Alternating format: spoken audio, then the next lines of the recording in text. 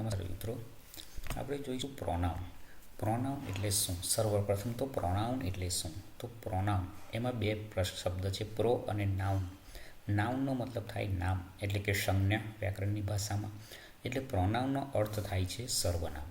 તો પ્રો અને સર્વનામ, નાઉન એટલે નામ. સર્વનામનો મતલબ શું થાય? તો સર્વનામ એટલે કે નામના બદલે વપરાય.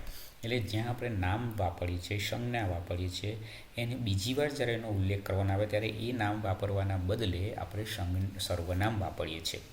ઉદાહરણ તરીકે હું મારી વાત કરું તો મારી વાત કરતી વખતે હું મારું નામ બોલવાના બદલે હું એમ કહું.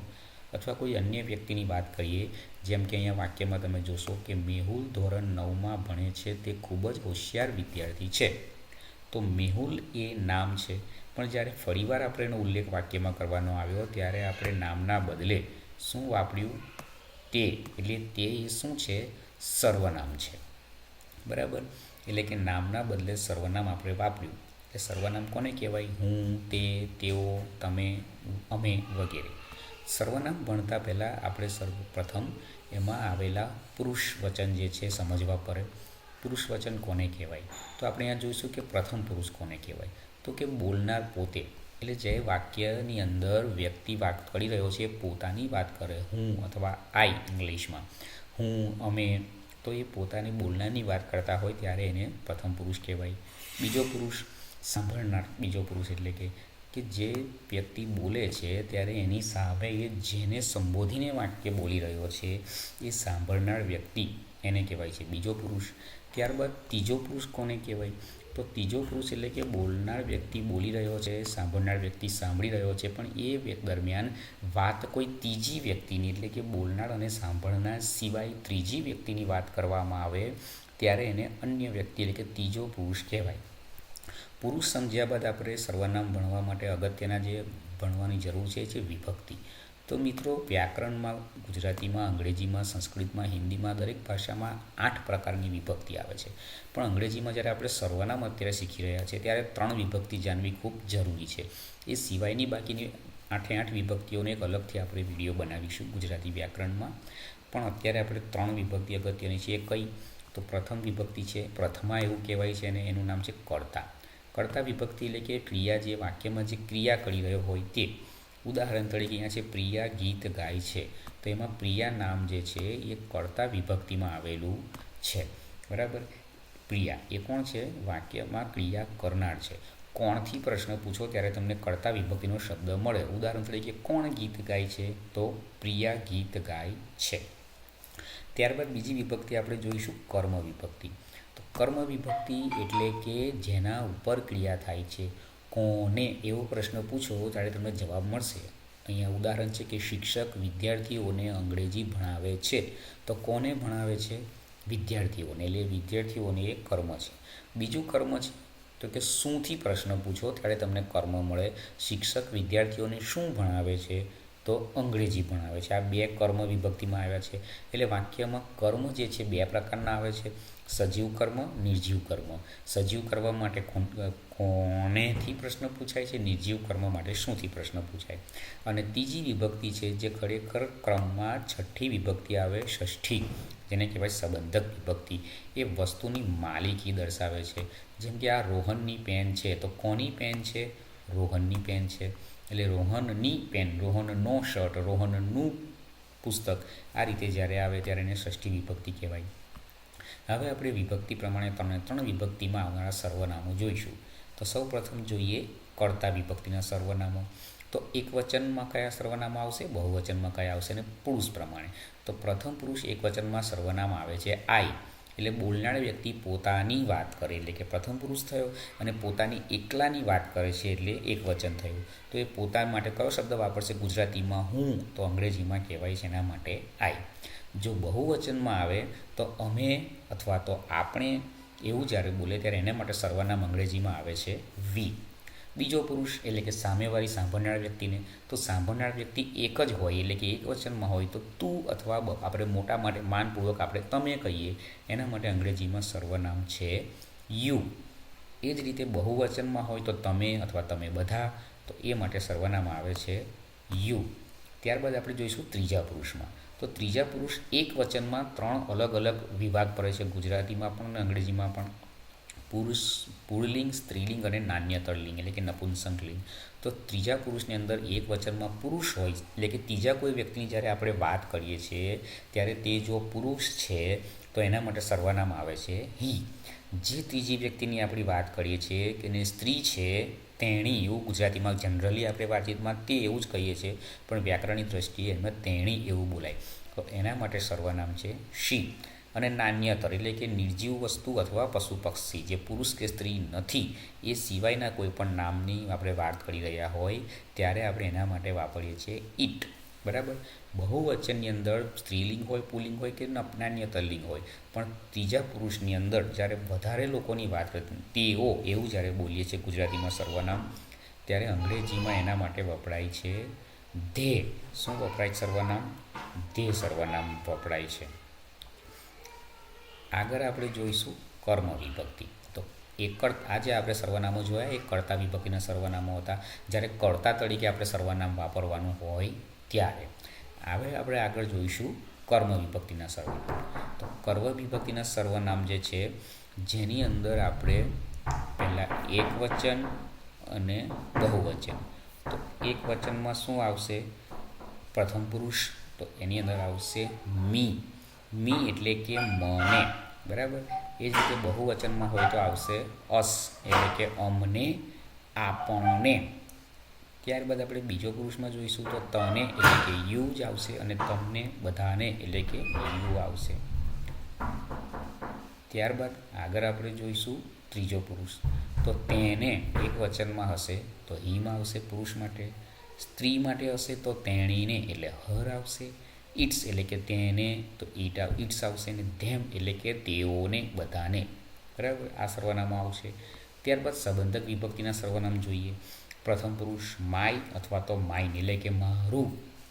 અવર અથવા અવર્સ એટલે કે અમારું અથવા આપણું. બીજા પુરુષમાં યોર અથવા યોર્સ એટલે તારું અને યોર અથવા યોર્સ એટલે તમારું. આ સર્વનામો છે. ને ત્રીજા પુરુષમાં જો પુરુષ લિંગ છે તો હિઝ એટલે કે તેનું, સ્ત્રી હર અથવા તો હર્ષ એટલે તેણીનું અને નાન્યતર લિંગમાં ઇટ્સ એટલે તેનું. એ જ રીતે બહુવચનમાં ધૈર્ય અથવા તો ધૈર્ય એટલે તેઓનું. તો આ સર્વનામો કયા છે? સંબંધક વિભક્તિના સર્વનામો છે. પ્રથમ પુરુષ, બીજો પુરુષ, ત્રીજો પુરુષ, એક વચન અને બહુવચન. અહીંયા ખાસ આપણે એક વસ્તુ ધ્યાનમાં રાખવાનું છે કે આપણે માય જોયું, અવર જોયું, યોર જોયું અને હિઝ જોયું, હર જોયું, ઇટ્સ જોયું. આ જે સર્વનામો છે કેવા છે કે જ્યારે એની પછી વસ્તુનું નામ આવે ત્યારે એવા સર્વનામો વપરાય. જેમ કે માય પેન, યોર બુક, એ રીતે ધેર બુક્સ. બરાબર.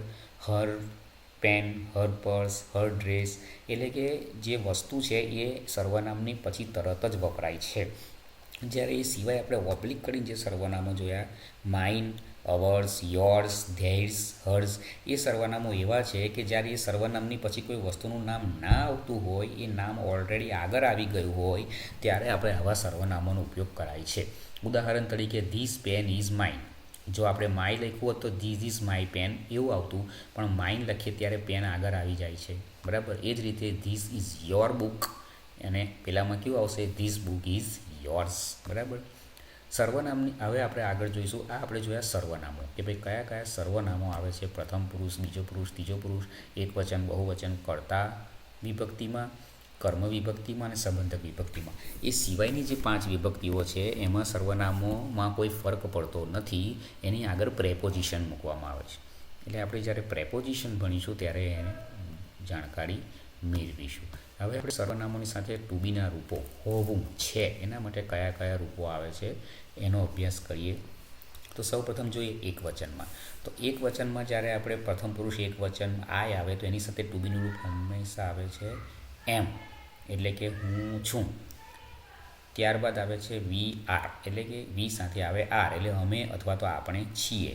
ત્યારબાદ આવે યુ, બીજો પુરુષ એક વચન, તેની સાથે પણ આવે છે આર એટલે તું છે અથવા તમે છો. એ રીતે વર્તમાનકાળ બીજો પુરુષ બહુવચનમાં હોય તો આવે છે યુ આર એટલે કે તમે બધા છો એવો મતલબ થશે. સ્ત્રીલિંગની અંદર હી હોય, સી હોય કે ઇટ હોય એની સાથે હંમેશા આવે છે વર્તમાનકાળમાં ઇઝ અને ધે બહુવચનમાં હોય તો આર આવે. એક્ઝામ્પલ તરીકે આપણે જોઈશું કે આઈ એમ અ ટીચર. બરાબર. આઈ સાથે એમ આવ્યો. યુ આર અ સ્ટુડન્ટ, તમે વિદ્યાર્થી છો કે તું વિદ્યાર્થી છે. વી આર બોયઝ, અમે છોકરાઓ છીએ. ધે આર પ્લેયર્સ, તેઓ ખેલાડીઓ છે. હી ઇઝ અ બોય, તે એક છોકરો છે. સી ઇઝ અ નર્સ, જો અહીંયા બોય છે તો હી આવ્યું, નર્સ સાથે સી લખ્યું છે આપણે. ઇટ ઇઝ અ ટોય, તે એક રમકડું છે, નાન્યતર લિંગમાં છે. એ જ રીતે આપણે જોઈશું ભૂતકાળ. તો ભૂતકાળની અંદર જોઈશું તો એકવચન બહુવચન. પ્રથમ પુરુષમાં આઈ સાથે વોઝ આવે, વી સાથે વેર આવશે, યુ સાથે વેર આવશે. યુ સાથે હંમેશા બંનેમાં એક વચન બહુવચન વેર જ આવે છે. એક વચનમાં તું હતો કે તમે હતા, અને બહુવચનમાં તમે હતા. ત્રીજો પુરુષ જોઈએ તો પુલ્લિંગમાં હી હોય, સી હોય કે ઈટ હોય, ત્રણેય સાથે વોઝ આવે છે. તે હતો, તેણી હતી કે તે હતું, અને તે સાથે આવશે વેર, એટલે કે તેઓ હતા. ત્યારબાદ આપણે એક્ઝામ્પલ પણ જોઈએ કે આઈ વોઝ ચાઇલ્ડ, હું બાળક હતો. ધે વેર પ્લેયર્સ, તેઓ ખેલાડીઓ હતા. સી વોઝ ટીચર, તેણી શિક્ષિકા હતી. ત્યારબાદ આપણે જોઈશું ભવિષ્યકાળ. તો ભવિષ્યકાળમાં આપણે જોઈશું એકવચન અને બહુવચન. તો ભવિષ્યકાળને દરેકે જે સર્વનામ છે એની અંદર ભવિષ્યકાળમાં હંમેશા આવે છે, શું આવે છે? વિલ આવે છે, બરાબર. અહીંયા મિત્રો ફરી ભૂલ થઈ છે અને ભૂલથી વિલ લખવાનું અહીંયા રહી ગયું છે. તો એને હું મારી ભૂલને સુધારો કરી લઉં. અહીંયા વિલ લખવાનું રહી ગયું છે. અહીંયા આવે છે, શું આવશે? વિલ આવશે, બરાબર. અહીંયા યુ સાથે પણ હંમેશા આવે છે વિલ, જે લખવાનું રહી ગયું છે, બરાબર. તો એની અહીંયા પણ આપણે યાદ કરીને લખી લઈશું કે અહીંયા આવે છે વિલ.